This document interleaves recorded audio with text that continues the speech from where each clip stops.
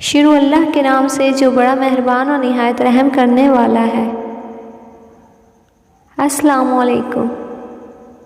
ابو عطیہ رضی اللہ تعالیٰ عنہ سے روایت ہے کہ میں اور مسروق دونوں ام المومنین عائشہ رضی اللہ تعالیٰ عنہ کے پاس گئے۔ ہم نے عرض کیا، ام المومنین، صحابہ میں سے 2 آدمی ہیں، ان میں سے ایک افطار جلدی کرتا ہے اور نماز بھی جلدی پڑھتا ہے، اور دوسرا افطار میں تاخیر کرتا ہے اور نماز بھی دیر سے پڑھتا ہے۔ انہوں نے کہا، وہ کون ہے جو افطار جلدی کرتا ہے اور نماز بھی جلدی پڑھتا ہے؟ ہم نے کہا، وہ عبداللہ بن مسعود ہیں۔ اس پر انہوں نے کہا، رسول اللہ صلی اللہ علیہ وسلم اسی طرح کرتے تھے۔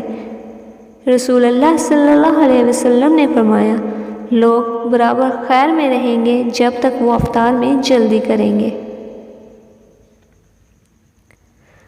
ابو ہریرہ رضی اللہ تعالیٰ عنہ سے روایت ہے کہ رسول اللہ صلی اللہ علیہ وسلم نے فرمایا، اللہ عز و جل فرماتا ہے، مجھے میرے بندوں میں سب سے زیادہ محبوب وہ ہے جو افطار میں جلدی کرنے والے ہیں۔